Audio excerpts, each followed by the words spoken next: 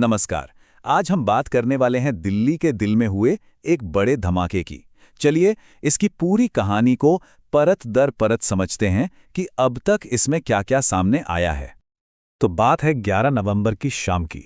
घड़ी में बज रहे थे 6:52 जब दिल्ली का ऐतिहासिक लाल किला इलाका एक जोरदार धमाके से दहल उठा। अब सोचिए, ये वो इलाका है जो न सिर्फ एक ऐतिहासिक धरोहर है, बल्कि राजधानी के सबसे सुरक्षित माने जाने वाले क्षेत्रों में से एक भी है। ये जो धमाका हुआ, इसका केंद्र थी लाल किला मेट्रो स्टेशन के पास खड़ी एक कार। और ये कोई मामूली धमाका नहीं था, इतना जोरदार था कि इसकी गूंज ने पूरे इलाके को हिलाकर रख दिया और चारों तरफ बस अफरा तफरी मच गई। तो चलिए सबसे पहले ये देखते हैं कि उस शाम असल में हुआ क्या था। जब धमाका हुआ तो उसके ठीक बाद वहां का मंजर कैसा था। वहां जो लोग मौजूद थे उनके लिए ये किसी बुरे सपने जैसा था। जैसा कि एक चश्मदीद ने बताया, आग का गोला इतना बड़ा था कि कुछ सेकंड के लिए पूरा इलाका धुएं से भर गया। आप सोच सकते हैं कि कैसा माहौल होगा। चारों तरफ दहशत थी, गाड़ियों में आग लग रही थी और लोग बस अपनी जान बचाने के लिए इधर उधर भाग रहे थे। इस धमाके का असर जाहिर है बहुत ही भयानक था। तो अब बात करते हैं इसके परिणामों की कि कितना नुकसान हुआ और जो हमारा प्रशासन है उसने कैसे इस पर प्रतिक्रिया दी। शुरुआती कुछ घंटों में ही हताहतों की बहुत दुखद खबरें आने लगीं।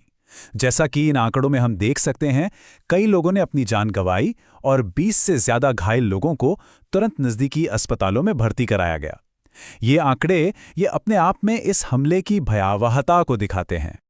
अधिकारियों ने एक्शन लेने में बिल्कुल देर नहीं की और तुरंत कार्रवाई करते हुए पूरे इलाके की घेराबंदी कर दी गई। मेट्रो सेवाएं रोक दी गईं और आपातकालीन सेवाओं को रास्ता देने के लिए आसपास की दुकानें और रास्ते भी बंद कर दिए गए। हालात पर काबू पाने के लिए एक बड़े पैमाने पर कार्रवाई की जरूरत थी। मौके पर फौरन आग बुझाने के लिए दमकल की 7 गाड़ियां भेजी गईं, जो ये दिखाता है कि स्थिति असल में कितनी गंभीर थी। तो जब तत्काल संकट से निपट लिया गया तो ध्यान एक बहुत ही महत्वपूर्ण सवाल पर गया कि इस सब के लिए जिम्मेदार कौन था। जांच का सबसे पहला और सबसे अहम सुराग वो थी वही सफेद हुंडई i20 कार जिसमें यह धमाका हुआ था। पुलिस ने तुरंत गाड़ी के रजिस्ट्रेशन नंबर के जरिए उसके मालिक का पता लगाना शुरू कर दिया। और यहीं पर जांच में एक बहुत बड़ा मोड़ आया। एक चश्मदीद ने बताया कि उसने धमाके से ठीक पहले 2 नौजवानों को कार से बड़ी जल्दबाजी में निकलते हुए देखा था। ये बयान जांच करने वालों के लिए पहली बड़ी लीड बन गया। इस लीड के मिलते ही पुलिस ने कई मोर्चों पर एक साथ जांच शुरू कर दी। सबसे पहले तो इलाके की सारी सीसीटीवी फुटेज खंगाली गई। फिर घटनास्थल से फोरेंसिक सबूत इकट्ठा किए गए।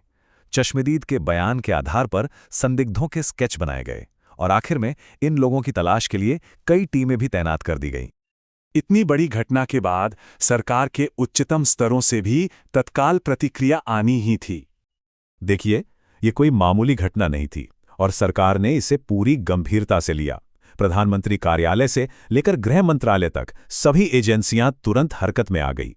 जांच को एनआईए को सौंपा गया और पीड़ितों के लिए मुआवजे का भी ऐलान हुआ, जो ये दिखाता है कि इसे एक संभावित आतंकी कार्रवाई के तौर पर ही देखा जा रहा था। खतरे को देखते हुए सिर्फ दिल्ली ही नहीं, बल्कि पड़ोसी राज्यों जैसे उत्तर प्रदेश, हरियाणा और राजस्थान में भी हाई अलर्ट जारी कर दिया गया।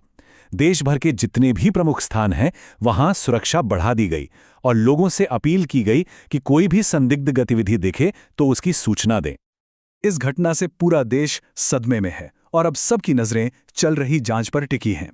लेकिन इस हमले ने कुछ बहुत बड़े और अनसुलझे सवाल भी खड़े कर दिए हैं। और सबसे बड़ा सवाल यही है कि राजधानी के सबसे सुरक्षित माने जाने वाले इलाके में आखिर इतनी बड़ी सुरक्षा चूक कैसे हुई।